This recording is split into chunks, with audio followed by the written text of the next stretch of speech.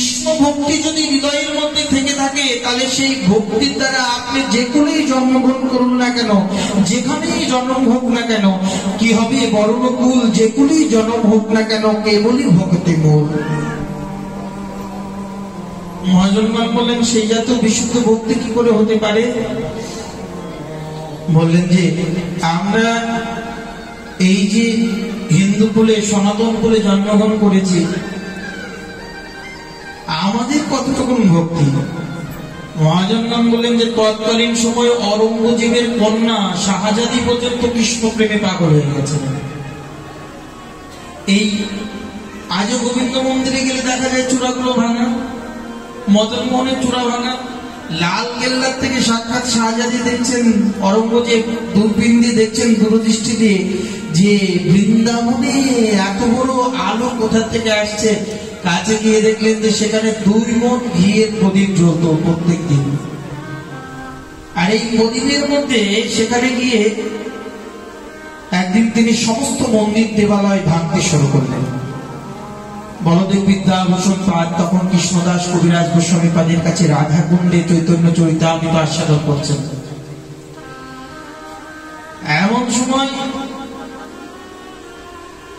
প্রত্যেকটা মন্দির থেকে রাজা মানসিং জয়পুর থেকে খবর দিলেন যে গোসাই, এই যে সমস্ত ঠাকুরদেরকে কৃষ্ণদাস কবিরাজ গোস্বামী পাদ বলদেব বিদ্যাভূষণের কাছে চিঠি লিখলেন যে যাও, তুমি গিয়ে রাজাকে গিয়ে বলো সমস্ত ঠাকুর যেন তিনি এখন আপাতত নিয়ে যায়, যতক্ষণ পর্যন্ত রাজ্য জয় না হচ্ছে ততক্ষণ পর্যন্ত ঠাকুর যেন জয়পুরে প্রত্যাবর্তন করে।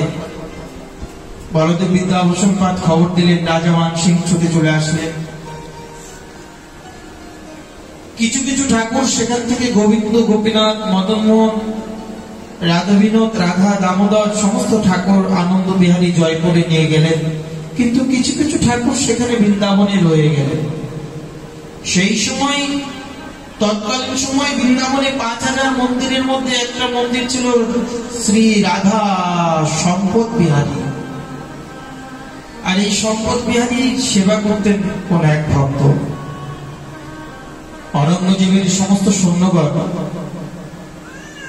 ঠাকুরকে যখন ছিনিয়ে নিয়ে চলে যাচ্ছেন, সেই সময় প্রিয় ভক্ত তার ঠাকুরকে মাটির নিচে পুঁতে রাখার জন্য তিনি গর্ত করে ঠাকুরকে মাটির নিচে যতই রাখার চেষ্টা করেন না কেন, কিন্তু ঠাকুর আর মাটির নিচে যায় না। কি জানি আজ ঠাকুরের মনের মধ্যে কি ভাব। রাধারানীর এত চেষ্টা করেও ভক্ত ভগবানকে মাটির নিচে আর পুঁতে রাখতে পারলেন না। ভগবান বলছে, আমি মানুষের কাছে শির ঝুঁকাতে যাবো কেন, আমি এই মাটিতে থাকবো না। বারবার করে মাপ নিয়ে মাটিতে যখন পুঁততে লাগলেন, এদিকে সৈন্যগণ এসে সম্পদ বিহারীকে ভক্তের কাছ থেকে ছিনিয়ে নিয়ে চলে গেলেন অরঙ্গজেবের দরবারে। অনেক ঠাকুরকে এক করে রেখে দিয়েছেন, সাজিয়ে রেখে দিয়েছেন, ঠাকুরগুলা ছিনিয়ে ছিনিয়ে নিয়ে। রাজকন্যা শাহজাদি অরঙ্গজেবের কন্যা খেলতে খেলতে যখন দরবারের সামনে আসলেন, হঠাৎ করে ওই কালা ঠাকুর কালাচাঁদের প্রতি তার দৃষ্টিপাত হয়ে গেল। আসলে প্রেমের কালিয়া তো যাকে একবার দেখে তাকে একেবারেই অন্তরঙ্গা করে নেয়। শাহজাদির প্রতি যেই গোবিন্দ দৃষ্টিপাত করেছেন আর গোবিন্দের প্রতি শাহজাদির দৃষ্টিপাত হয়েছে, শাহজাদিকে একেবারেই সেই বাঁকা নয়নের দ্বারা আকর্ষণ করেছেন। এখন শাহজাদি পিতাকে বলছেন, আব্বা হুজুর, আমাকে যদি এই কালা পুতুলটা দেবেন, আমি এই কালা পুতুলটা আমার খুব ভালো লেগে গেছে, এই কালা পুতুল নিয়ে আমি খেলা করব, আনন্দ করব, আমাকে যদি কৃপা করে এই কালা পুতুলটি আমায় দান করেন। অরঙ্গজেব বললেন যে এত পুতুল যখন রয়েছে, তুমি একটা পুতুল পছন্দ করেছো, না হয় নিয়ে যাও। শাহজাদি সম্পদ বিহারী সেই কালা ঠাকুরকে ঘরের মধ্যে নিয়ে গেলেন নিজের পক্ষে। সেখানে গিয়ে ঠাকুরকে, জানেন না একজন মুসলিম যুবতী কন্যা, কোনো কিছু জানে না, সে যে ঠাকুর ভগবান, ঠাকুরও জানে না, তিনি পুতুল কেনে। ঠাকুরকে সুন্দর করে সাজিয়ে তাকে তাকে সুন্দর করে প্রেমের ভাবে, ঠাকুর তুমি পুতুল তুমি খাও, তুমি খেলে আমি খাবো, তুমি যদি না খাও তাহলে আমি খাবো না। কি মনের ভাব! ঠাকুর যেন শাহজাদির কথাতে সায় দিয়ে একেবারেই ঠাকুরকে খেতে দিলে ঠাকুর খায়, ঠাকুর কথা বলে, ঠাকুর একসাথে খেলাধুলা করে। শাহজাদির প্রেমের মধ্যে একেবারেই হাবুডুবু খেয়ে গেল। আমরা ভাবি, আমরা আচরণ করি, আমরা শুদ্ধাচার হই, আমরা এত ভক্তি করি, আমরা এত শাস্ত্র জানি, আমরা সমাজে এত কিছু বিজ্ঞ, বলেন যে এগুলা কিছুই নয়। বিশুদ্ধ প্রেম আর বিশুদ্ধ সরল ভক্তি যদি হৃদয়ে না থাকে, তাহলে পাণ্ডিত্য আর কর্কশের দ্বারা ভগবত প্রাপ্তি কখনোই হয় না। মহাজনগণ বলছেন যে এই যে হৃদয়কে যতক্ষণ পর্যন্ত সরল করতে না পারবেন, ততক্ষণ পর্যন্ত ভগবত প্রাপ্তি কখনোই হবে না। সে আপনি যত বড় পাণ্ডিত্য হন, মহান্তই হন, যত বড় আচার্য হন, যত কিছুই হন না কেন, একটাই প্রাপ্তি, সেটা হচ্ছে সরলতা, আকুলতা, ব্যাকুলতা, ভগবতের প্রতি নিজেকে একেবারেই বিকৃত করা। শাহজাদি একদিকে ভক্তকে কাঁদিয়ে এসে এখন শাহজাদির প্রেমে পড়ে বেটা এখন হাবুডুবু খাচ্ছে। ঠাকুর শাহজাদির সাথে এত বেশি প্রেমে ঘন লিপ্ত হয়ে গেছেন, এইবার তিনি চিন্তা করলেন যে তো একেবারে ব্রজগোপীর ভাব, ব্রজগোপীরা আমাকে যেভাবে ভালোবেসেছিল তাদের ভালোবাসার ঋণ শোধ করতে না পেরে আমি অপুরের সাথে পালিয়ে গেছিলাম, কেন তারা যে আমাকে যেভাবে ভালোবেসেছিল তাদের এই ঋণ আমি কোনোদিন শোধ করতে পারবো না। আজও শাহজাদির ক্ষেত্রে তাই করলেন। শাহজাদিকে এত ভালোবেসে অবশেষে দক্ষিণ ভারতে রামানুজ আচার্যকে তিনি স্বপ্নাদেশ করলেন, রামানুজ, অরঙ্গজেবের কন্যা শাহজাদি আমাকে যেভাবে ভালোবেসেছেন, অরঙ্গজেব আমাকে এখানে বন্দি করে রেখেছেন, তুমি আমায় এসে ছাড়িয়ে নিয়ে যাও। সমস্ত রামানুজ আচার্যগণ চলে গেলেন লালকেল্লাকে, চতুর্দিকে আক্রমণ করলেন। আর লালকেল্লায় আক্রমণ করলে অরঙ্গজেব বললেন, সাধু মানুষের এত ধন চাই না, টাকা চাই না, পয়সা চাই না, এদের মধ্যে কোনো কিছুর প্রয়োজন নেই, তাহলে কি চাই না? গোপনে খবর নিয়ে শুনলেন যে সাক্ষাৎ তাদের ঠাকুর অরঙ্গজেব ছিনিয়ে এনেছে, তাদের ঠাকুরকে ফেরত চায়।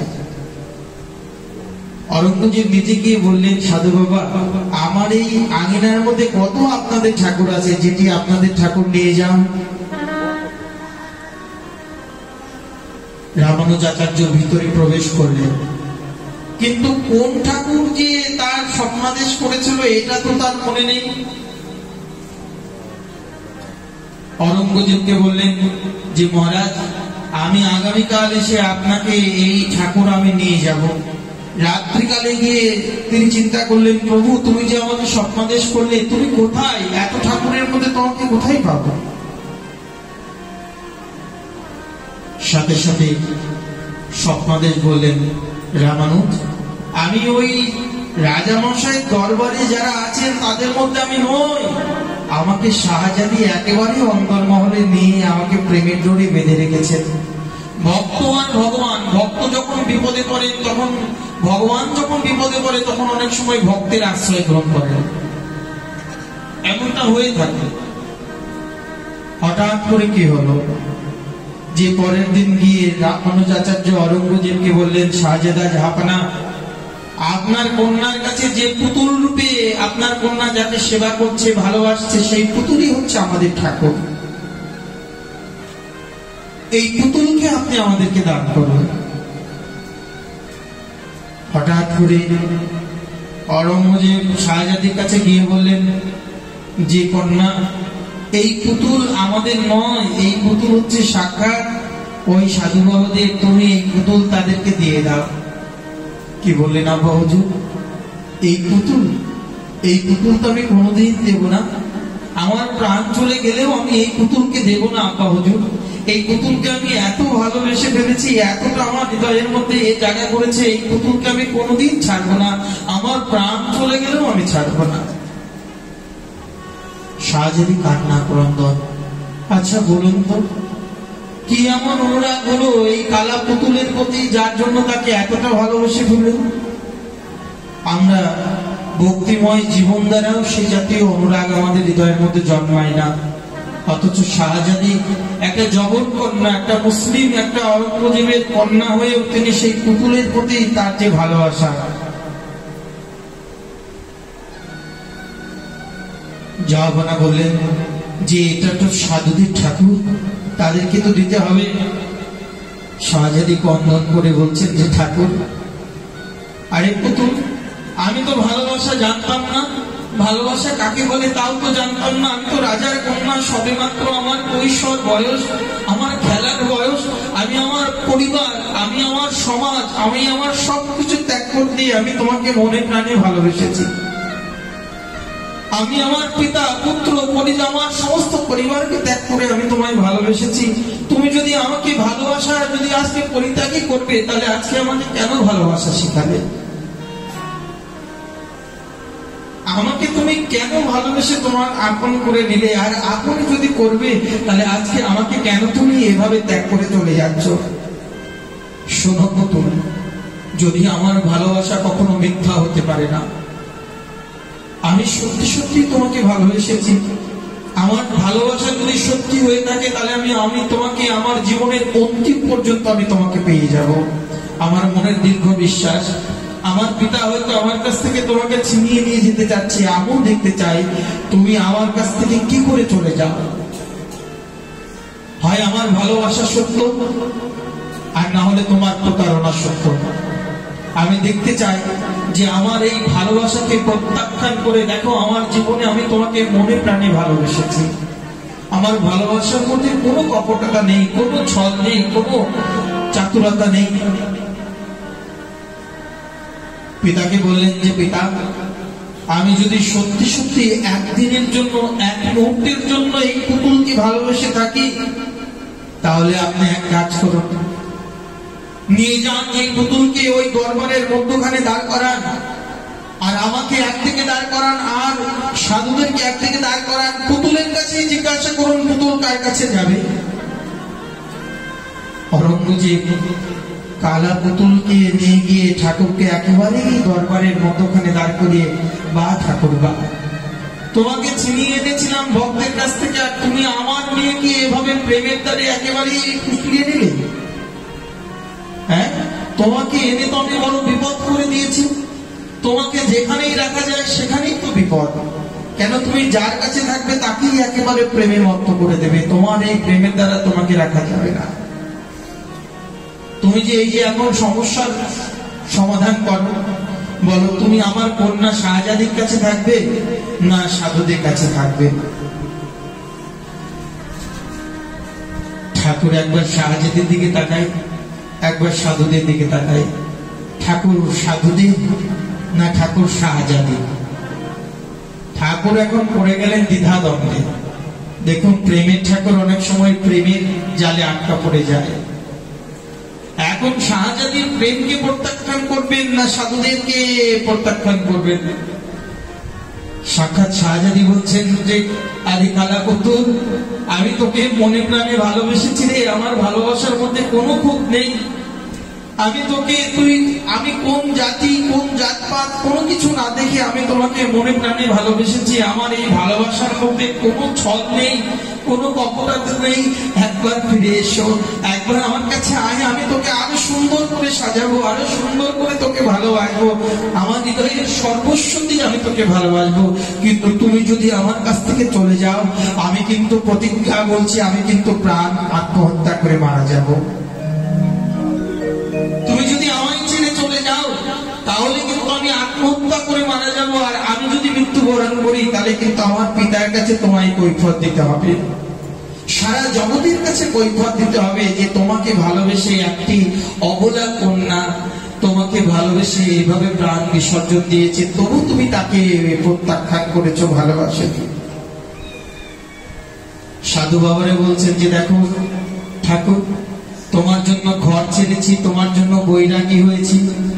আমরা আসিনি, তুমি আমাদেরকে স্বপ্নাদেশ করে এখানে এনেছো। আর তুমি যদি এখন আমাদের কাছে না আসো তাও কিন্তু তোমার কপালে কষ্ট আছে, মনে রেখো। কিন্তু এখন সাধুদের শাসন আর শাহজাদির ভালোবাসা কোন দিকে যাবে? হঠাৎ করে ঠাকুর সাধুদের দিকে তাকায়, একবার শাহজাদির দিকে তাকায়, তাকাতে তাকাতে গিয়ে একেবারে শাহজাদির কোলে গিয়ে উঠে পড়লো নিতাই গৌর।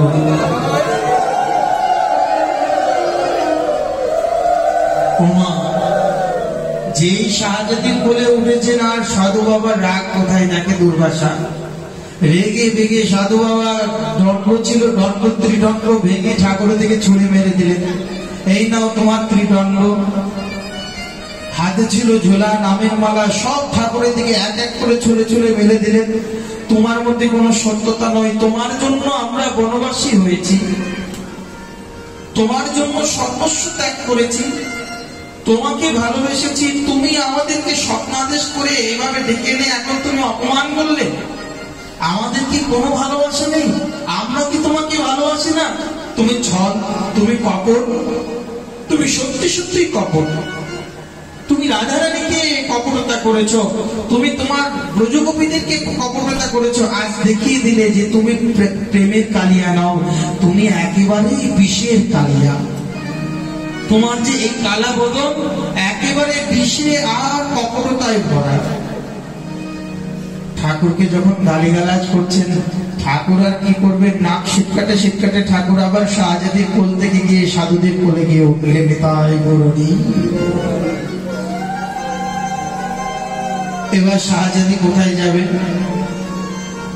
শাহজাদি এবার মাটিতে গড়াগড়িতে কন্দন করছেন, ঠাকুর তুমি যদি চলে যাও তাহলে কিন্তু আমি প্রাণ ত্যাগ করবো, আমি জীবন রাখবো না, এই প্রাণ কিন্তু আমি রাখবো না। দেখো আমি কিন্তু কথা দিলাম, সত্যি সত্যি আমি মারা যাব।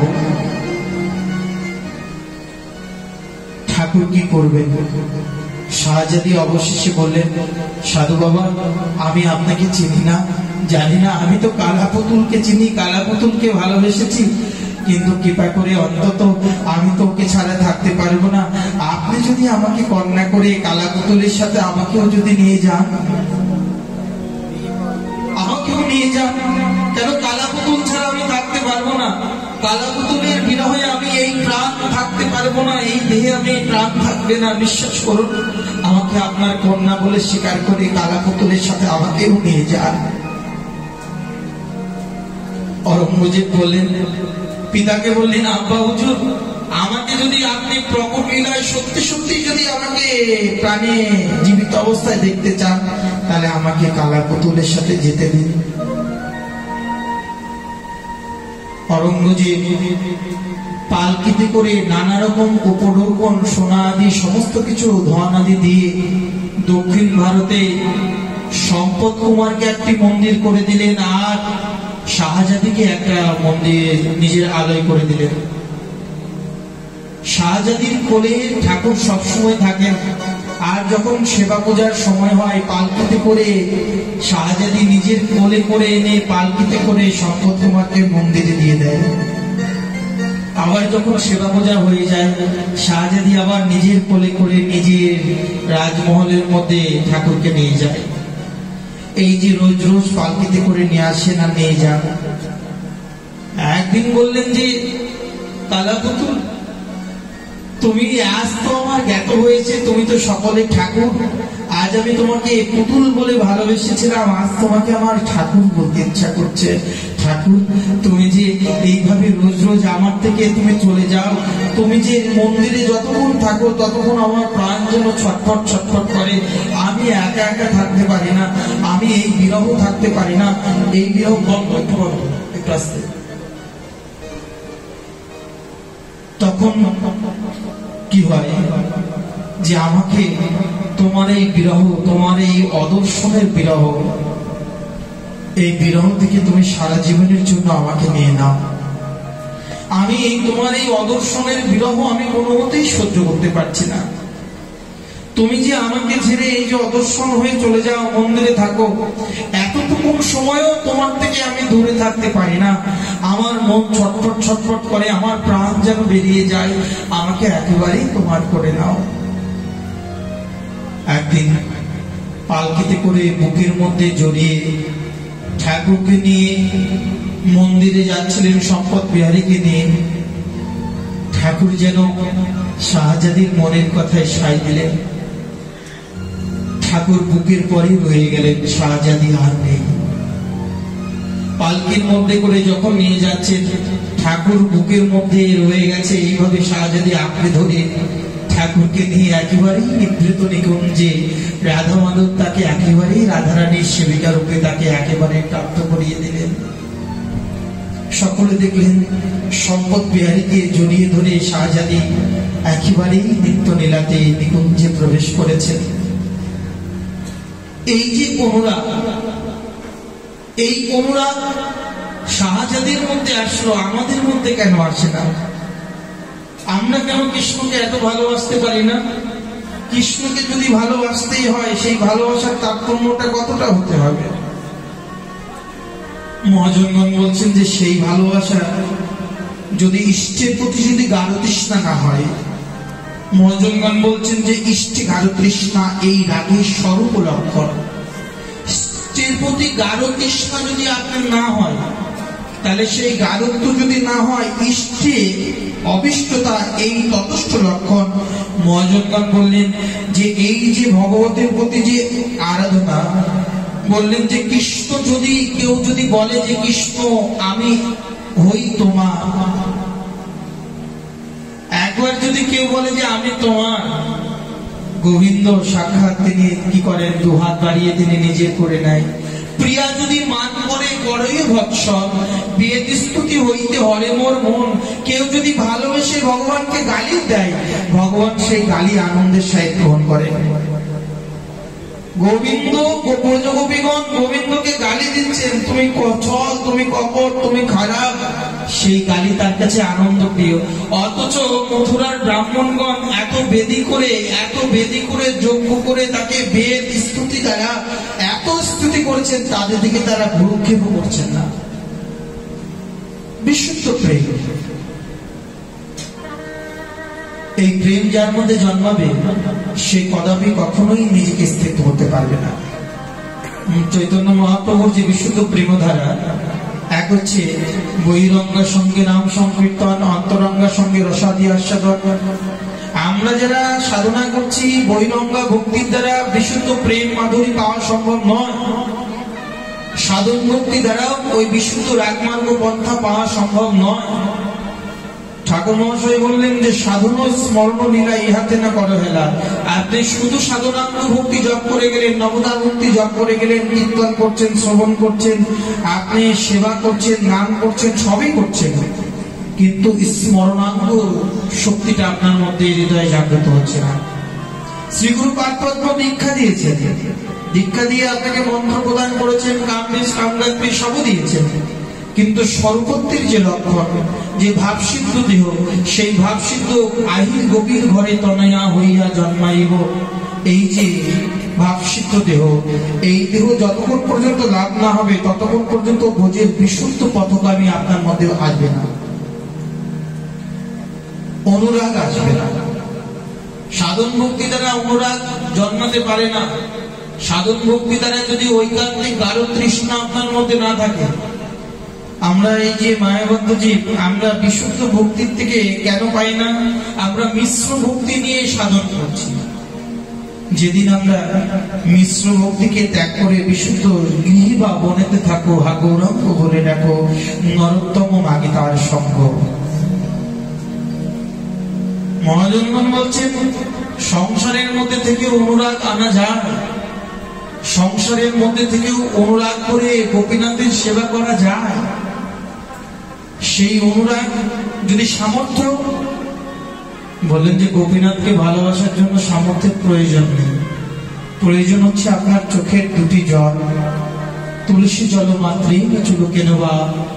কেউ যদি এক বিন্দু জল তুলসী দেয়, ভগবান শ্রীহরি তার প্রতি প্রসন্ন হয়ে নিজে বিকৃত হয়ে যায়। এই জন্য বলছেন যে এই যে ভগবানের প্রতি ভালোবাসা, মহাজনগণ বলছেন এই ভালোবাসা কি করে আমাদের হৃদয়ের মধ্যে জগৎ জন্মাতে পারে? মহাজনগণ বলছেন, কৃষ্ণপাদ পদ্মগন্ধ যেই জন পায়, ব্রহ্মলোক আদি সুখ তার নাহি ভাই। কৃষ্ণের যে ভক্তি, কৃষ্ণের যদি প্রেম কারোর মধ্যে একবার জন্মে থাকে, তাহলে ব্রহ্মলোকের সুখ তার কাছে তুচ্ছাতি তুচ্ছ মনে হয়, তাহলে এই সংসারের সুখ সেখানে কি হতে পারে? সংসারের সুখ সেখানে কোথাও দাঁড়াতে পারে না। মহাজনগণ বললেন যে তথাপি বিষয়ের স্বভাব করে মহা অন্ধ, সেই কর্ম করায় যাতে হয় ভববন্ধ। আমরা যারা বিষয়ী জীব, মায়াবদ্ধ জীব, যতই আমরা ভগবত কৃপার জন্য আমরা ধাবিত হই না কেন, বিষয়ের একটা লালসা আমাদের সারা জীবন মনের মধ্যে থেকেই যায়। আমরা যতই কৃষ্ণ কৃষ্ণ বলি, আমরা যতই গৌর গৌর বলি, কিন্তু বিষয়ের যে একটা বিষ, যে বিষের যে একটা জ্বালা, আমরা হরিভজন করতে গিয়েও আমরা ফিরে চলে যাই। মহাজনগণ বলছেন যে না, এভাবে কৃষ্ণকে পাওয়া যেতে পারে না। কৃষ্ণের ভক্তিকে আশ্রয় করা যেতে পারে, কৃষ্ণের ভক্তিকে আশ্রয় করে কৃষ্ণের ভাবনাত্মক অবধি যেতে পারে, কিন্তু প্রেম পাওয়া যেতে পারে না। নিত্য শুদ্ধ কৃষ্ণ প্রেম সাধ্যে কবু নয়, শ্রবণাদি ক্রিয়া জলে করই সিঞ্চয়। নিত্য শুদ্ধ কৃষ্ণ প্রেম যদি আপনাকে করতে হয়, সাধনাঙ্গ ভক্তির মধ্যে আপনাকে ভাবময় সেবা আনতে হবে। আপনি নাম জপ করছেন, করুন। আপনি কৃষ্ণ সেবা করছেন, করুন। আপনি এই গৃহে বারবার ভাগবত পাঠ দিচ্ছেন, দিন। আপনি সাধু সেবা করছেন, করুন। কিন্তু যদি তার মধ্যে যদি ভাব না থাকে, তার মধ্যে যদি আপনার প্রেম না থাকে, তাহলে শুষ্ক কাষ্ঠের দ্বারা কখনো ভগবত প্রাপ্তি হতে পারে না। এই জন্য মহাজনগণ বলছেন যে এই যে বিশুদ্ধ প্রেম, এই প্রেম যখন হৃদয়ের মধ্যে জাগ্রত হবে, তখন আপনার মধ্যে কি হবে জানেন তো? গুরু কৃপা কাকে বলে? আমরা সকলেই কম বেশি গুরু দীক্ষা মন্ত্র পেয়েছি, আমরা গুরুদেবের কাছ থেকে আশ্রয় নিয়েছি, আমরা কৃষ্ণ ভক্তি কম বেশি সকলেই করি। কিন্তু কৃষ্ণ ভক্তি কি করে করতে হয়, কৃষ্ণ প্রেম কি করে করতে হয়, কৃষ্ণের প্রতি অনুরাগ কতটা হতে হয়, নিজেকে কতটা বিসর্জন দিয়েও কৃষ্ণ সেবা করতে হয়, পূজ্যপাদ রামদাস বাবাজি মহারাজ বৈষ্ণব জগতের মাধুকরীতে তিনি ব্যক্ত করেছেন। শ্রী গুরুদেব শিষ্যকে দীক্ষা দিয়েছেন, ব্রাহ্মণী আর ব্রাহ্মণকে কিছুই তাদের নেই, সংসারে একমুঠা তাদের চাল জোটে না, একেবারেই ভগবত সেবা করবার জন্য কিছুই নেই। অথচ গুরুদেব তাদেরকে তার নিজে রাধা গোপীনাথকে তাদের সেবার জন্য দিয়ে গেছেন, আর বলে গেছেন যে যাও তোমরা ভিক্ষা করবে, যতটুকু প্রত্যেক দিন ভিক্ষাতে পাবে ততটুকুনি গোপীনাথের ভোগ লাগাবে। গুরুদেবের আজ্ঞায় ব্রাহ্মণ আর ব্রাহ্মণী প্রত্যেক দিন সকালবেলা ব্রাহ্মণ ভিক্ষায় যায়, গোপীনাথের সেবার জন্য যায়, দুমোটা চাল অন্ন পায়, তাই এনেই গোপীনাথকে রাত্রিকালে সেবা দিয়ে দুজন সে প্রসাদ পায়। একদিন ব্রাহ্মণ সকালবেলা প্রাতকালে বেরিয়ে গেছেন, হঠাৎ করে গুরুদেব, বহুদিন পর গুরুদেব এসেছেন। রাধে রাধে মাগো, কেমন আছিস? তোদেরকে অনেকদিন দেখি না, তোদের দেখার জন্য মনটা ব্যাকুল হয়ে গেছে। কেন জানো তোদের প্রতি আজ আমার মনটা এত ব্যাকুল, তাই এই রাস্তা দিয়ে যাচ্ছিলাম, ভাবলাম তোদেরকে একবার দেখে যায়। গুরুদেব করুণা করবার জন্য আমাদের কাছে আসে না, গুরু বৈষ্ণব করুণা করবার জন্য আমাদের কাছে আসে না। আমরা গুরুদেবকে আনি না, আমরা বৈষ্ণবকে আনি না, বৈষ্ণব করুণা করে আসে, তাই আমরা তাদের কৃপা পাই। এই যে গৃহে পরম বৈষ্ণব আপনাদের আজ্ঞায় এসেছেন, তিনি এসেছেন, আসতে চেয়েছেন, তার হৃদয়ের মধ্যে ভগবান প্রেরণা এসেছে, তাই তিনি এসেছেন। আপনারা এসেছেন না, তিনি স্বয়ং এসেছেন এখানে। মহাজনগণ বলেন যে গুরুদেবকে সেবা দেবে, মনের মধ্যে এত দুঃখ, ঘরে একটা নকুলদানার বাতাসও নেই।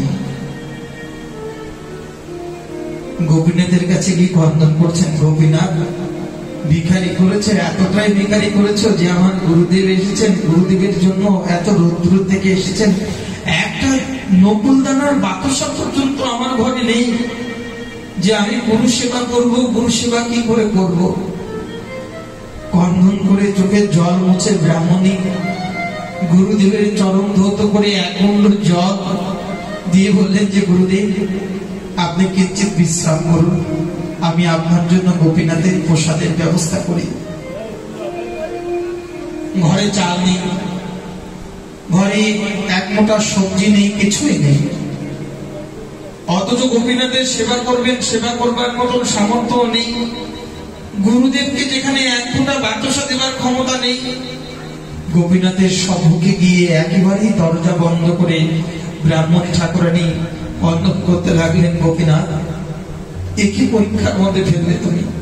তোমায় তো সন্ধ্যাকালে একবার খেতে দিই, তুমি প্রসন্ন থাকো, কিন্তু আজ যে আমার গুরুদেব এসেছেন আমার ঘরে, আমার গুরুদেব এসেছেন, আমি তাকে এক মুষ্টি মুড়ি বাতাসা কিছুই দিতে পারলাম না। আজ গুরুদেব এসেছেন, গুরুদেবের জন্য আমি কি করে রান্না করে দেব, কি প্রসাদ দেব? আমার ঘরে তো কিছুই নেই। গোপীনাথের সম্মুখে কপাল ঠুকে ঠুকে ক্রন্দন করছেন যে গোপীনাথ, আজ আমার দেবার মতন কোনো কিছুই নেই,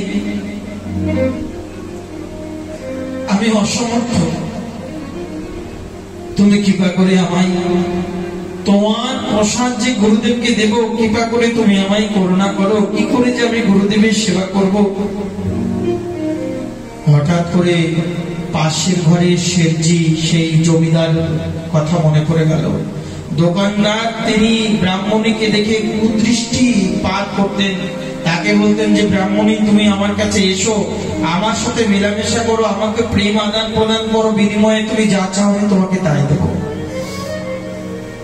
কিন্তু ব্রাহ্মণী ছিলেন সৎ নিষ্ঠাবান, ব্রাহ্মণী কখনো ওই শেঠের কাছে যেতেন না। কিন্তু আজ গুরু সেবার জন্য দেখুন, ভগবানের সেবার, ভগবানের ভক্তের সেবার জন্য ব্রাহ্মণী গোপীনাথের সামনে হাউমাউ করে কেঁদে বলছেন যে ঠাকুর, আজ যদি গুরু সেবার জন্য, আজ যদি গোবিন্দ সেবার জন্য আমাকে যদি পতিতা হতে হয়, আমাকে যদি বনিতাও হতে হয়, তবু আমি গুরু সেবার জন্য পতিতা হব, বনিতা হব। আমি যাব ওই শেঠের কাছে, আমি ওই শেঠের কাছে গিয়ে আমি তোমার জন্য, আমি আমার গুরুদেবের জন্য গুরু সেবার নিমিত্তে আমি তার কাছে ভিক্ষা চাইব। তার জন্য যদি আমাকে এই ধন মন এই দেহ বিক্রি করেও যদি গুরু সেবা করতে হয়, তাও আমি সেই গুরু সেবা করব। ব্রাহ্মণী চোখের জল মুছে শেঠজির কাছে গিয়ে বলছেন, শেঠজি, আমার গুরুদেব এসেছেন, আমার গোপীনাথের জন্য এক মুষ্টি চাল, এক মুষ্টি ডাল আমায় দেবে, কিছু সবজি দেবে, কিছু ফলমূল দেবে, আমি আমার গোপীনাথের সেবা করব। আজ বড় দুঃখে, অতি কষ্টে তোমার কাছে এসেছি আমার গুরু সেবার জন্য, আমার গোপীনাথের সেবার জন্য। দাও, আমায় যদি একটু ভিক্ষা দাও, তাহলে আমার গুরু সেবা প্রসন্ন হলে, আমি আমার গুরুদেব প্রসন্ন হলে জগৎ প্রসন্ন, আমার জীবন ধন্য হবে। শিবজি বললেন যে আমি তো তোমাকে বলেই দিয়েছি, আমি তো তোমাকে বলেই দিয়েছি যে তুমি আমার কাছে আসো, বিনিময়ে তুমি যা চাও তাই তোমাকে দেব। চোখের জল অবভৌত দিয়ে বন্দন করছেন ব্রাহ্মণী ঠাকুরানী। জি গোপীনাথ, আমি বুঝতে পেরেছি যে তুমি আজ আমার জীবনে বড় একটা পরীক্ষা নিতে চলেছ। তুমি আমার জীবনে যত বড়ই পরীক্ষা নাও না কেন, তোমার এই পরীক্ষাতে আমার যদি বিশুদ্ধ চিত্ত আর আমার গুরু ভক্তি যদি থাকে, তোমার এই পরীক্ষা থেকে আজ আমি উত্তীর্ণ হব। আমার যদি কিঞ্চিত গুরু ভক্তি থাকে, আমার হয়তো সম্পদ নেই, কিন্তু আমার হৃদয়ের যদি কমল শ্রদ্ধার গুরু ভক্তি থাকে, গোপীনাথ, আমি আমার গুরুদেবের জন্য আমি তোমার জন্য সব পরীক্ষায় আমি উত্তীর্ণ হব। শেঠজির কাছ থেকে সমস্ত বাজারে এনে চোখের জলে ক্রন্দন করছেন আর রান্না করছেন আর বলছেন যে গোপীনাথ, আজ তুমি আমার জীবনে কি পরীক্ষা নিচ্ছ? আজ তুমি আমার জীবনে এত বড় পরীক্ষা নিচ্ছ। গুরু সেবা, তোমার গোপীনাথের সেবার জন্য আমি পতিতা, আমি নিজেকে বিক্রি করতে দেশ নেই, কিন্তু আমার গুরু সেবা থেকে তুমি বঞ্চিত করো না। ক্রন্দন করতে করতে সাক্ষাৎ গোপীনাথের রন্ধন করে যখনই ভোগ লাগালেন, চোখের জল আর ধরে রাখতে পারছেন না, কন্দন করতে করতে বলছেন যে ঠাকুর, সর্বস্ব তোমার চরণে সপিলাম।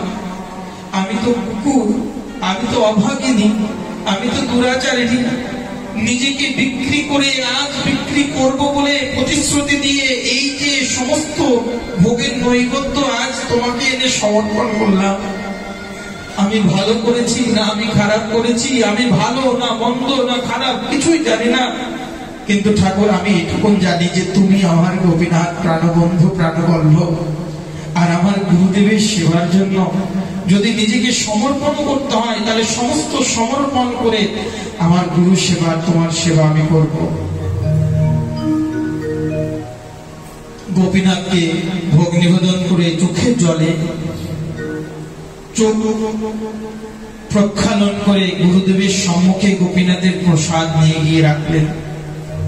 গুরুদেবকে বললেন, গুরুদেব আপনার জন্য কিঞ্চিত গোপীনাথের প্রসাদ কৃপা করে কৃপা দৃষ্টিতে আপনি গ্রহণ করুন। গুরু মহারাজজি সাক্ষাৎ ওই প্রসাদ দেখে গোপীনাথের প্রসাদ যেন সেই গদাধরের কথা মনে পড়ে গেল। গদাধর প্রভু, নিত্যানন্দ প্রভু গদাধরের জন্য কিঞ্চিত শাল্য ধানের চাল আর একটা বস্ত্র নিয়ে গেছিলেন। গদাধর সেই অন্ন রান্না করে আর তেঁতুল পাতার খাট্টা আর কিছুটা ওই সমুদ্রের শাক রান্না করে গদাধর যেই নিত্যানন্দ প্রভুকে দিয়েছেন, আর নিতাই চাঁদ একেবারে মহাত্ম গম্ভীরা থেকে ছুটতে ছুটতে এসে বলছেন, গদাধর, ও গদাধর, তোমার হাতে রন্ধন আর গোপীনাথের প্রসাদ ইহা হইতে আমি হব বঞ্চিত, আমাকে তুমি না দিয়ে নিতাই চাঁদকে দিচ্ছ। বলে, প্রভু তোমাকে কি দেব, দেবার মতন তো কিছু নেই। তো আজ সেই ব্রাহ্মণী গুরুদেবের সেবা করলেন। গুরুদেব ওই প্রসাদ গ্রহণ করে ঠাকুরানীকে বললেন, ঠাকুরানী, বাড়ি মা বা, তুই যে রান্না করলি, তুই যে রন্ধন করেছিস, তোর রন্ধন যেন সাক্ষাৎ ললিতার রন্ধন। তোর গোপীনাথ আজ প্রাণ ভরে সেই প্রসাদ পেয়েছে। আজ এই প্রসাদ পেয়ে আমি যে সন্তুষ্ট, আজ আমি তোকে আশীর্বাদ করছি, তোর জীবনের সমস্ত বাধা দূর হয়ে যাক, সমস্ত সংশয় দূর হয়ে যাক, তোর জন্য কৃষ্ণ ভক্তি তোর হৃদয়ের মধ্যে অটুট থাকে। এই যে গুরুর আশীর্বাদ, আর ওই আশীর্বাদ পেয়ে ব্রাহ্মণী আরো যেন চোখ মুছতে মুছতে কন্দন করছে, ঠাকুর আজ যেন গুরুদেব তাই হয়। আজ যে আমি সংশয়ের মধ্য থেকে আমি তোমার সেবা করলাম, নিজেকে বিক্রি করব বলে তোমার সেবা করেছি, আজ যেন আমি আমার নিজেকে বাঁচাতে পারি। রাত্রিকালে ব্রাহ্মণ এসেছেন ভিক্ষার ঝুলি নিয়ে। গুরুদেব, আপনি এসেছেন ঘরে, আপনি এসেছেন নিশ্চয়ই অনাহারে আছেন, আপনার জন্য কিছুই করতে পারেনি, আপনি বসুন, এখনই আপনার প্রসাদের ব্যবস্থা করবে। বললেন, না না না, দেখ বাবা, আমার জন্য আমার মা আমার জন্য সুন্দর করে রন্ধন করেছেন, আর সেই রন্ধন করে আমাকে সুন্দর গোপীনাথের প্রসাদ। ব্রাহ্মণ কিছুই বললেন না, যে এত প্রসাদ কোথা থেকে, এই দেখ কত প্রসাদ। ব্রাহ্মণের কাছে গিয়ে বললেন, ঠাকুরানী, ঘরে তো কিছুই নেই, তুমি কোথায় পেলে? ঠাকুরানী একেবারেই ব্রাহ্মণের চরণ ধরে হাও মাও করে কাঁদতে কাঁদতে বললেন, তুমি তো জানো ওই পাশের বাড়ির শেঠ আমাকে দৃষ্টি করে নানান রকম প্রলোভন করে, কিন্তু গুরুদেব এসেছেন, গুরুদেবের সেবা করবো কি, সেবা করবার মতন সামর্থ্য নেই, তাই আমি তার কাছে কিঞ্চিত ভিক্ষা চাইতে গেছিলাম। তিনি বলেছিলেন যে তুমি রাত্রিকালে আমার কাছে আসবে। দেখুন কতটা ভক্ত। ব্রাহ্মণ বললেন যে তোমার মতন অনুরাগ তো আমার মধ্যে জন্মায়নি ঠাকুরানী। তুমি যেভাবে নিজেকে বিক্রি করার প্রতিশ্রুতি দিয়েও তুমি যে গোপীনাথের সেবা করলে, গুরুদেবের সেবা করলে, তোমার এই সেবা কখনো বৃথা যাবে না। তুমি এই নাও, তুমি তো শেঠের কাছে যাবে, প্রতিশ্রুতি দিয়েছো, এই প্রসাদটা তুমি নিয়ে যাও। শেঠকে অন্তত গুরু গোবিন্দের অধরামৃত প্রসাদটা একবার গিয়ে তাকে দেবে। রাতের অন্ধকারে কলা পাতা ঢেকে ব্রাহ্মণী যখনই সেই প্রসাদ নিয়ে গিয়ে শেঠজির দ্বারের কাছে নিয়ে গিয়ে বললেন, শেঠ, আমি এসেছি আপনার জন্য কিঞ্চিত প্রসাদ নিয়ে, আপনি যে রাত্রিকালে বলেছিলেন, বলে দরজাটা খোলাই আছে, ভিতরে আসো। আর ওই দরজা খুলে শেঠজি যখনই প্রবেশ করেছেন ঠাকুরানী, যেন গোপীনাথের প্রসাদ আর গুরুদেবের অধরামৃত মহাপ্রসাদ একেবারেই সেটের চক্ষুটা সেই নাসিকার মধ্যে প্রবেশ করেছে। তোমার হাতে ওটা কি? বললেন যে আমার গুরুদেবের অধরামৃত, আমার গোপীনাথের প্রসাদ। আচ্ছা দাও দাও, আমাকে একটু এই প্রসাদ দাও, আমি একটু খাই। ঠাকুরানী একেবারেই পরম যত্নে পুরো থালাটি একেবারে শেঠজির সামনে ধরে দিলেন। শেঠজি পরম যত্নে এক গুন্ডুস দু গুন্ডুস করে সমস্ত প্রসাদ তিনি গ্রহণ করে নিলেন।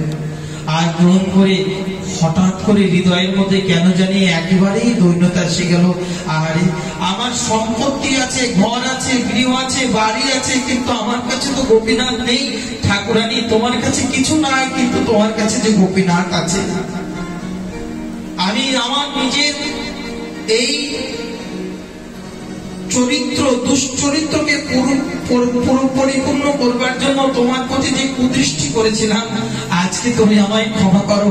সাক্ষাৎ সেই প্রসাদ গ্রহণ করবার পর শেঠজি একেবারেই ঠাকুরানীর চরণে সাষ্টাঙ্গে লুটিয়ে বললেন, নিতাই গৌরী। ক্রন্দন করতে করতে বললেন, আমার জীবনে সবকিছু পেয়েছি, কিন্তু তোমার মতন গুরু গৌরাঙ্গ গোপীনাথকে তো পাইনি ঠাকুরানী। আজ তুমি যে আমাকে এই যে প্রসাদ দিলে, আমার জন্ম জন্মান্তরের এই প্রসাদের লালসা আজ যেন পরিতৃপ্ত হয়ে গেল। তোমার গোপীনাথের সেবার জন্য যা কিছু চাই, এই সম্পত্তি যা কিছু আছে উপলক্ষ আজ থেকে গোপীনাথের সেবার জন্য যা কিছু চাই সবই তুমি নিয়ে যাবে এখান থেকে। কিসের জন্য? বলার উদ্দেশ্যটা কি? অনুরাগটা কেমন হওয়া উচিত? আমাদের জীবনে কি এই জাতীয় পরীক্ষা এসেছে? আমাদের জীবনে কি আমরা এই জাতীয় গোপীনাথের সেবার জন্য নিজেকে এতটা এনেছি? ভগবান তো আমাদেরকে সব দিয়েছেন। এক মুঠা অন্ন দেয়নি, এক মুঠা চাল দেয়নি, সংসার দেয়নি, একটা ঘর দেয়নি, কিন্তু আমরা ভগবানকে প্রসাদ ভোগ লাগিয়ে পেতে চাই না। আমরা ভগবানকে দিয়ে খেতে চাই না, সব নিজে নিজেরাই খেতে চাই। আমরা ভগবানের প্রতি ভক্তি সহকারে দিতে চাই না। এই জন্য কৃষ্ণের প্রতি আমাদের অনুরাগ জন্মায় না। যার কারণে ভক্তি আছে, ভক্তি সকলের হৃদয়ে আছে, কিন্তু আসক্তির পরে যে প্রেমের স্তর, এই প্রেমটা সকলের স্তরে এর মধ্যে আসতে পারে না, সকলের হৃদয়ে। যদি প্রেম আপনার হৃদয়ে আসে, তাহলে আপনি সংসারের দরজা বন্ধ করবেন না, জানালা বন্ধ করবেন, চালের হিসাব, চাল ডাল টাকা ময়দার হিসাব আর সেখানে থাকবে না। আপনার মধ্যে যদি বিশুদ্ধ প্রেম এসে থাকে, তাহলে আপনি এই সংসারের মধ্যে আপনি একেবারেই গৃহী বা বনেতে থাকো, হাগুরাঙ্গ বলে ডাকো, নরোত্তম মাগি তার সঙ্গ। আপনি সংসারের মধ্যে সব কিছু হাইয়ে যাবে তো মাহি, ভাগ্যহীনা জীব কাছু পাওয়া তো নাহি। যারা পেয়েছেন তারা জীবনে সুখী হয়েছে, আর যারা পাননি তারা এই সংসারের বিষয় পেয়েও অসুখ। সুরদাস বললেন, কই মান দুঃখী, কই ধন দুঃখী, কই তন দুঃখী, থোড়ে থোড়ে সব দুঃখী, সুখী কেবল কৃষ্ণদাস। যে কৃষ্ণদাস কৃষ্ণদাস হতে পারে নাই, কৃষ্ণদাস অভিমানে যে আনন্দ সিন্ধু, ব্রহ্ম আদি ব্রহ্মলোক আদি নাহি পাই তার এক বিন্দু। তো সেই আনন্দ, সেই সিন্ধু আমরা কেন পাই না? আমাদের এই সংসারের প্রতি যতটা ভালোবাসা, ভগবান আমাদেরকে যতটা ভালোবাসা আমাদেরকে ধার দিয়েছিলেন, ভগবান আমাদেরকে যতটা প্রেম ধার দিয়েছিলেন, যতটা সম্পত্তি ধার দিয়েছিলেন, তার কাছে আমরা ঋণী। যতদিন পর্যন্ত সেই ধার শোধ করতে না পারছি, ততদিন পর্যন্ত সুদ বেড়ে যাচ্ছে। আমরা একদিকে তার সুদও পূরণ করতে পারছি না, বলে তার সুদ কি করে যাবে? বলে যারা নিত্য নিরন্তর নাম জপ করবে তাদের সুদ পূরণ হয়ে যাবে। আর যারা এই যে প্রেম তার কাছ থেকে ধার নিয়েছিলাম, যে ভালোবাসা, বলে সেই ভালোবাসা আমরা পূরণ করতে পারিনি, বরঞ্চ আরো তার কাছে বলছি আমাদেরকে আরো দাও, সংসার দাও, টাকা দাও, পয়সা দাও, আমাদেরকে প্রেম দাও। বলে প্রেম তো তোমায় দিলাম, বলে সব প্রেম এই যে সংসারের মধ্যে বেটে দিয়েছি, কারো ছেলেতে, কারো কন্যাতে, কারো পুত্রতে, কারো পরিজনে, কারো স্ত্রীতে। বলে তাহলে আমার বস্তু কোথায় গেল? বলে আমার বস্তুটা, আপনার বস্তুটা তো হারিয়ে গেছে। ওই জন্য বললেন যে এই যে মায়াময় সংসার, সংসার সংসার করে মিছে গেল কাল, মিলিল না কিছু, শুধু ঘটিল জঞ্জাল। কিসের সংসার এই ছায়াবাজি প্রায়, ইহাতে যত করে বৃথা দিন যায়। তাই মহাজনগণ বলছেন, যে কৃষ্ণ ভক্তি রসভাবিতা, প্রেম বিনা ব্যর্থ দরিদ্র জীবন, দাস করি বেতন মোড়ে দেহ প্রেমধন। যদি প্রেম না থাকে তাহলে এই জীবন আপনার কাছে দরিদ্রই থেকে যাবে। যদি প্রেম না থাকে, আপনার কাছে সাধন আছে, ভক্তি আছে, কিন্তু প্রেম নাই, মহাজনগণ বলেন যে এই প্রেমের কোনো মূল্য নেই, এই প্রেম ক্ষণস্থায়ী নয়। এই জন্য বারবার বলছেন যে এই যে বৈষ্ণব হতে গেলে, সাধু হতে গেলে, ভক্ত হতে গেলে কোন জাতীয় অনুরাগ দরকার? সংসারের মধ্য থেকে হরিভজন করা যায়, সংসারের মধ্য থেকেও কৃষ্ণকে পাওয়া যায়, কিন্তু কিভাবে পাওয়া যায়? যতক্ষণ পর্যন্ত আপনার সংসারের আসক্তি ত্যাগ না হবে। বলে সংসার ধর্ম ভালো ধর্ম, সংসারে থেকে হরিভজন করা যায়, সংসার ধর্ম শ্রেষ্ঠ ধর্ম, কিন্তু সংসারের প্রতি আসক্তিটাই হচ্ছে একেবারে পতনের মূল। অন্তে জাগতি পশ্চাৎপাতি। আপনি যে সংসারের মধ্যে আসক্তির মধ্যে ডুবে আছেন বলে এটা হচ্ছে সব থেকে একেবারে দুঃখের কারণ। এই জন্য বিশুদ্ধ ভক্তি হৃদয়ের মধ্যে জন্ম হতে পারে না। আপনি আসক্তি ত্যাগ করুন। সংসার আছে, সংসারের জায়গা, আমি আছি আমার জায়গা। সংসার ঠাকুর দিয়েছে তাই করছি, যদি না দিত তাহলে করতাম না। যদি নারী হয়ে জন্ম গ্রহণ করেছে, দিয়েছে তাই আমি নারী হয়েছি, যদি না দিত তাহলে কুকুর হয়ে আগিনাতে ঘুরে বেড়াতাম। যদি পুরুষ হয়ে জন্মগ্রহণ দিয়েছেন তাই আমি আজকে পুরুষত্বের অভিমান করছি, যদি এই পুরুষত্বের অভিমান না দিত, যদি 84 লক্ষ জনের মধ্যে যদি আমাকে কানা বুবা খোড়া ন্যাংরা করে জন্ম দিত, তাহলে এই অভিমান কোথায় যেত আপনার? ভাগ্যদয়েন বহু জন্মের সমর্জিতেন। বহু জন্মের ভাগ্যের পর এই যে লক্ষ লক্ষ জনে অতিক্রান্ত করে বিশুদ্ধ এই যে মানব জনম, কিন্তু আমরা কি করছি? যে জীবনের মধ্যে থেকেও কৃষ্ণ ভুলি যে জীবনাথ বহির্মুখ, অতএব সংসার তারে দেয় দুঃখ। এই যে বহু স্বর্গের উঠায়, বহু তর্কে ডুবাই, দণ্ড যেন রাজা যেন নদীতে চোবায়। আগেকার দিনে রাজারা কি করতেন? বাঁশের মাথায় করে বেঁধে ওই জলের মধ্যে চোবাতেন অপরাধীদেরকে। আর মায়া আমাদের কি করছেন? এই সংসারের মধ্যে বারবার চোবাচ্ছেন, ওঠাচ্ছেন, চোবাচ্ছেন, ডোবাচ্ছেন, ওঠাচ্ছেন, কিন্তু তথাপি আমাদের বাদ জোগাড় হচ্ছে না।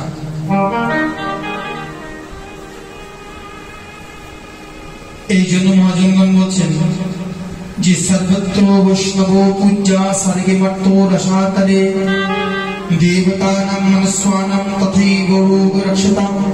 যদি বৈষ্ণবের সান্নিধ্য লাভ না হয়, যদি গুরু বৈষ্ণবের পাদুদক না হয়, বললেন ভক্ত পদ ধুলি আর ভক্ত পদ জল, ভক্ত ভুক্ত উচ্ছিষ্ট তিন মহাবল। যদি যতক্ষণ পর্যন্ত ভগবানের একনিষ্ঠ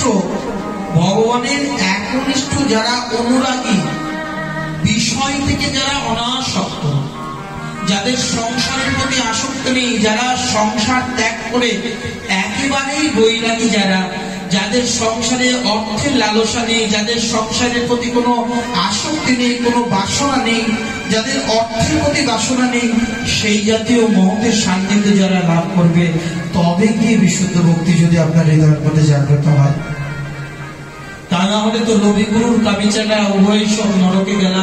বর্তমান সময়ে তো প্রপঞ্চের গুরু, বর্তমান সময়ে তো কোম্পানির গুরু, বর্তমান সময়ে তো ভক্তিটা হয়ে গেছে একেবারে আর্টিফিশিয়াল। এই দোকানে যাব, দোকান থেকে ফুলের মালা কিনে গলায় পরিয়ে দেবো ভগবানদের, কিন্তু দোকানের মালা নিজের হাতের গাঁথা মালা দুটার ভাব ত্যাগ হয় না। প্রেম গাঁথা মালার মতো। কৃষ্ণকে পেতে গেলে কেমন প্রেম দরকার বলে আপনাদের এই যে আপনারা ভাড়া করে পূজারি রেখেছেন দয়াল বাবাকে, বলে যে ভাড়াটিয়া, বলে যে একজন ব্রাহ্মণও তিনি ঠাকুরের জন্য রন্ধন করেন। কেন? তিনি যদি ভালো রান্না না করে তাহলে সেই কমিটিবাদী বা সেই মালিক তাকে রাগ করবে, কি রান্না করেছো ভগবানের জন্য। তিনি শাসনের ভয়ে রান্না করেন ভালো। আর একজন স্নেহময়ী মা তার সন্তানের জন্য প্রেমের সহিত রন্ধন করেন। তো শাসনের সহিত রন্ধন আর প্রেমের সহিত রন্ধন দুটাকে এক হতে পারে? ভগবানকে প্রেমের সহিত ভালোবাসতে হবে। যে ভালোবাসা উত্তম হইয়া আপনাকে মানে ত্রিনাথ, নিজেকে আগে তৃণাধম ভাবতে হবে। আমার গুরু মহারাজজি বলেন, আগে নিজেকে কুকুর ভাবো, আগে শ্রীগাল ভাবো, আগে নিজেকে একেবারে যেখানে দাঁড়িয়ে আছো সেখান থেকে নিচে ভাবো। মহাজনগণ বলেন, তৎকালীন সময় বাবাজি বলদেব বিদ্যাভূষণ পাল তিনি ওই জয়পুরের রাজসিংহাসনে সকলেই বসলেন, তিনি মাটিতে বসলেন। সকলে রাজামশাই জিজ্ঞাসা করলেন, আপনি মাটিতে বসলেন, চার সম্পদের চার গদ্দি। বললে, শোনো, মাটিতে বসলে পতন হওয়া যায় না, গদ্দিতে বসলে পতন হয়ে যায় অনেক সময়। তাই অনেক সময় মাটিতে বসা যায় না। বললেন যে গদ্দিতে বসতে নাই, মাটিতেই বসতে হবে। মাটিতে বসলে ভগবত কৃপা হতে পারে। আমরা এই সংসারের মধ্যে আমাদের যে ভাবনা, কত রকম আমাদের মধ্যে দুর্ভাবনা, তাই না?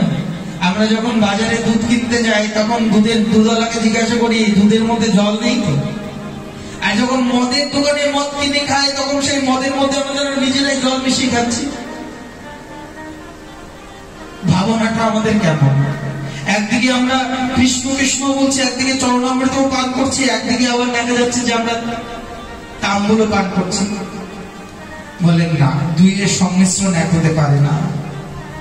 সংসারের মধ্যে থেকে হয়তো ভাবনাত্মক যতক্ষণ পর্যন্ত আপনি নিজেকে নিজের থেকে সরিয়ে কৃষ্ণের প্রতি আসক্ত না করবেন, ততক্ষণ অনুরাগে কৃষ্ণ পূজা না পুজিবে দেবী দেবা, ভাবনাটা পাবেন না, রাস্তাটা পাবেন না। মনে হবে রাস্তাটা ঠিক, কিন্তু রাস্তাটা ঠিক মনে হলো রাস্তাটা যে অন্যদিকে চলে যাচ্ছে।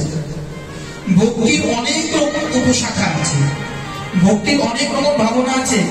আরে সাধারণ ভক্তি আমরা দীক্ষা গ্রহণ করে সাধন ভক্তি করতে যাব, সাধন ভক্তিতে অনেক দোষ আছে, সাধনাঙ্গ ভক্তিতে অনেক প্রকার দোষ আছে। কিন্তু যারা অনুরাগী জন, যারা বৃন্দাবনের ভোজ বিশুদ্ধ অনুরাগী জন, যারা স্মরণাঙ্গ সেবাতে যদি যখন যাদের পদার্পণ হয়ে থাকে, তখন আপনাদের এই সংসারের কোনো কিছুর প্রতি তাদের আসক্তি থাকে না, তাদের টাকা পয়সার প্রতি কোনো লোভ থাকে না, কোনো কিছুই হয় না। তখন তাদের বিশুদ্ধ প্রেম হৃদয়ের মধ্যে জাগ্রত হয়ে যায়, তখন আসে একটা অনুরাগ। আমরা ভাবি আমরা কৃষ্ণ সেবা করব, একটা বাস্তব সত্য কথা শুনবেন, কৃষ্ণের জন্য কতটা সমর্পণ হতে পারে।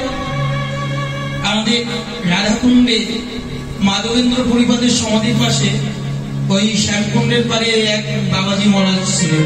রাধাকুণ্ডে শ্যামকুণ্ডে আজও পিণ্ড ঘাট আছে। এই পিণ্ড ঘাটের পাশে এক বাবাজি মহারাজ তিনি থাকতেন। উনি দরজা জানলা ছিলেন, জানলা দিয়ে নিত্য রাধা শ্যামকুণ্ডকে দর্শন করতেন। আগেকার দিনের মহাত্মাগণ নিজেরা নিজের এই মনকে শাসন করবার জন্য কেউ ডান্ডা, কেউ চাবুক, কেউ ঝাঁটা কাছে রেখে দিতেন। যদি একবার মনের মধ্যে যদি কোনো কিছু হয় তো নিজের ডান্ডা দিয়ে নিজেকে মারতেন। এত বড় স্পর্ধা তো তুই হৃদয়ের মধ্যে কামনা বাসনা জাগ্রত করবি। বাবাজি মহাশয় ওই শ্যামকুণ্ডে মাতা মহারাজ স্নান করতেন, আর ওই স্নান দর্শন করে তার মধ্যে একেবারে কামের বিকার হয়ে গেল। সাথে সাথে পাশে ছুরিটা রেখে দিয়েছিলেন, সেই ছুরি দিয়ে নিজের গোপন অঙ্গ কেটে একেবারে শ্যামকুণ্ডে ছুরি ফেলে দিলেন। যে এত বড় স্পর্ধা তো, যে আমি কৃষ্ণ ভজন করবার জন্য আমি এসেছি, মায়া তুই আসবি আমাকে পরীক্ষা নিতে।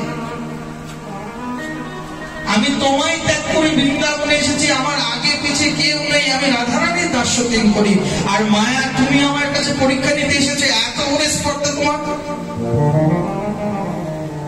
রেগে ভেবে নিজের গোপন অঙ্গ কেটে ফেলে দিলেন।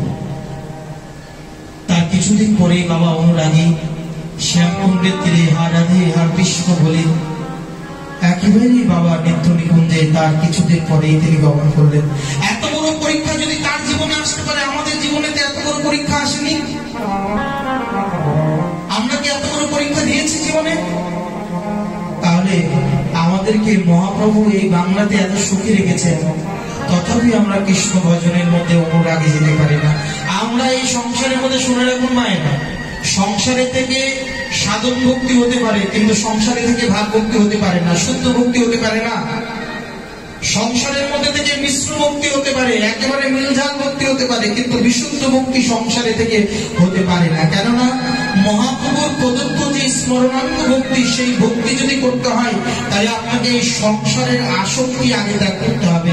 আপনি যতক্ষণ পর্যন্ত নিজেকে না ভুলতে পারছেন আমি অমুক, আমি মাস্টার, আমি প্রফেসর, আমি বাবা, আমি মা, আমি পুত্র, আমি পরিজন বলে নিজেকে যতক্ষণ পর্যন্ত ভুলতে না পারছেন ততক্ষণ পর্যন্ত প্রেমের অনুরাগ এসে জন্মাবে না। ভক্তি হবে, আপনার মধ্যে ভক্তি হবে।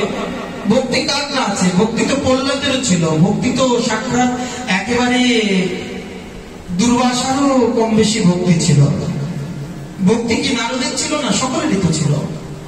কিন্তু বিশুদ্ধ প্রেম সকলের মধ্যেও আসতে পারে না। আর বিশুদ্ধ প্রেম যদি না আসে তাহলে আপনি যে সাধনা করছেন, যে ভজন করছেন, কৃষ্ণ কৃষ্ণ বলছে, এগুলো একেবারেই মিথ্যা। এই যে প্রত্যেকদিন ভগবানের ভোগ লাগাচ্ছেন বলে এগুলো লাগানো ছেড়ে দেন, এগুলো লাগানোর কোনো দরকার নেই। আপনি কারি কারি তিন থালা খাচ্ছেন সকাল বিকাল সন্ধ্যাবেলা, গোবিন্দের জন্য দেখা যাচ্ছে 90 টাকার বাতাসে তাও আবার পিঁপড়ায় গিয়ে চলে যায়। বলেন না, এমন অনুরাগ না, এমন বৈরাগ্য নয়। বৈরাগ্য যদি পেতেই হয়, মহাজনগণ বললেন যে বৈরাগ্য যদি পেতে হয়, নাম অপরাধ যুক্তানাম নামই গণ্য হরন্তি এ অঘম, বললেন যে তার জন্য নিত্য নিরন্তর হরিনামকে আশ্রয় করতে হবে। নিত্য নিরন্তর নাম আশ্রয় করতে হবে। আপনার জন্য যদি অনুরাগ যতক্ষণ না আসছে ততক্ষণ পর্যন্ত আপনাকে নাম সংখ্যা বাড়াতে হবে, সাধু সঙ্গ করতে হবে, হরিকথা শ্রবণ করতে হবে। সাধু সঙ্গ হরিকথা একমাত্র চাই, সংসার জীবিতে আর অন্য কিছু নাই। যতক্ষণ পর্যন্ত আপনি ধাম আশ্রয় না করবেন, নাম আশ্রয় না করবেন, গুরু পদাশ্রয় ঠিক ঠিক না হবে, আপনার মধ্যে একেবারে ভক্তি আশ্রয় না হবে, ততক্ষণ পর্যন্ত বিশুদ্ধ প্রেম হৃদয়ের মধ্যে জাগ্রত হবে না। তাহলে এই জন্মে কি হবে? এই জন্মটা হয়তো হরিভজন পেলেন, কৃষ্ণ ভক্তির খাতায় নাম দিলেন, কিন্তু খাতায় নাম দিয়েও দেখা যাচ্ছে পরীক্ষায় পাশ করা গেল না। আমরা সকলেই গুরুকুলে গুরুদেবের কাছে দীক্ষা মন্ত্র হয়েছি, তাই না? গুরুকুলের স্কুলে ভর্তি হয়েছে। আচ্ছা, আমরা পাশ করবো কয়জন আমরা কি স্বতন্ত্র ভাবে জানি? আচ্ছা, এখনই যদি বলি যে আপনারা হরিভজন, হরিকে পাবেন, কৃষ্ণকে পাবেন, তাই হৃদয়ের মধ্যে একটা দুর্বলতা এসে যাবে, না আমার দ্বারা হবে না। গঙ্গার একেবারে পদ্মার পাড়ের একেবারে ইলিশ ট্যাংরা মাছের চচ্চড়ি এত খায়, কৃষ্ণকে পাবো কি করে? মনের মধ্যে কিন্তু একটা দুর্বলতা এসে যাচ্ছে। আমাদের বিবেক সুমতি আর কুমতি, যখন সুমতি জাগ্রত হবে তখন দেখবেন কুমতি আমাদের থেকে সরে যাবে। কিন্তু আমাদের বিবেক অজ্ঞ। যেদিন আপনি হরিভজনে শুদ্ধ বিশুদ্ধ ভক্তির অনুরাগ হবে, সেদিন কি হবে? বলবে সেদিন আপনার কি হবে? যে সর্ব আরাধনার মধ্যেও মহাজনগণ বলেন যে হৃদয়ের মধ্যে যত ভক্তি, অন্যায় অভিলাষিতা শূন্যম, সর্ব অভিলাষ দূর হয়ে যাবে, সর্ব উপাধি বিনির্মুক্তম, কোনো উপাধি হবে না। আপনি যে মা বাবা, এমনকি আপনি যে এত বড় মালিক, আপনি বাবু মশাই, এগুলো কোনো উপাধি থাকবে না। সেখানে সর্ব উপাধি ত্যাগ করে কৃষ্ণ ভজনের হতে হবে। আর যদি না হয় তাহলে এই জন্ম বৃথা হয়ে যাবে। হরি হরি আর কি আপন দশা হবে, সুখময় বৃন্দাবন কবে হবে দর্শন, সে ধুলি মাখিব রাঙা গায়, প্রেমে গদগদ হইয়া এই যে রাধা কৃষ্ণ নাম লইয়া বেড়াইব যমুনা তট ঘোরাই। এই যে ব্রজের অনুরাগ, এই অনুরাগ যতক্ষণ পর্যন্ত আপনার মধ্যে না জন্মাবে ততক্ষণ পর্যন্ত আপনি যতই কৃষ্ণ কৃষ্ণ বলুন, আর যতই রাধা রাধা বলুন, আর যতই জপ করুন না কেন, বললেন যে ততক্ষণ পর্যন্ত বিশুদ্ধ ভক্তি আপনার হৃদয়ের মধ্যে জাগ্রত হবে না। এই জন্য মহাজনগণ বলছেন যে বিশুদ্ধ ভক্তি যদি জাগ্রত করতেই হয়, মহাজনগণ বলেন হরি হরি বিফলে জন্ম গোয়াইন, বিফলে জন্ম গোয়াইন, মনুষ্য জন্ম পাইয়া রাধা কৃষ্ণ না ভজিয়া জানিয়া শুনিয়া বিষ খাইন। ঠাকুর নরোত্তম বলছেন, আমরা শ্রী ঠাকুর নরোত্তম আমাদের এই বঙ্গের প্রেমের পূজারী। আমাদের কয়েকটা ঘরে ঘরে প্রেম ভক্তি চন্ডিকা আছে গো। ঠাকুর নরোত্তমের যে প্রেম ভক্তি চন্ডিকা মনশিক্ষা, আমাদের ঘরে কটা চৈতন্য চরিতামৃত আছে, কটা ভাগবত আছে, আমরা কটা অনুশীলন করি। আপনারা আপনাদের বাড়িতে বৌমাদের এত সোনা দানা কিনে দেন, কটা ভাগবত দিন। আপনারা এত ওই যে বিয়ে বাড়ি থেকে শুরু করে এত অনুষ্ঠানে যান, আপনারা এত গয়নাগাটি উপভোগ করলেন, কখনো কি কারো হাতে নব দম্পতির হাতে একটা ভাগবত তুলে দিয়েছেন, একটা গীতা তুলে দিয়েছেন? যদি আপনারা ওই উপহার না দিয়ে যদি একটা গীতা, ভাগবত, চৈতন্য চরিতামৃত, প্রেম ভক্তি চন্ডিকা যদি নব দম্পতিকে তুলে দিতেন, তাহলে হয়তো তাদের মঙ্গল হতো, তাহলে তারা হয়তো পরম প্রেম পদ পেত। এই জন্য মহাজনগণ বলছেন, গোলকের প্রেমধন হরিনাম সংকীর্তন রতিনা জন্মিল কেন তাই, সংসার বিষাদনে দিবানিশি হিয়া জলে জুড়াইতে না কইন উপায়। এই যে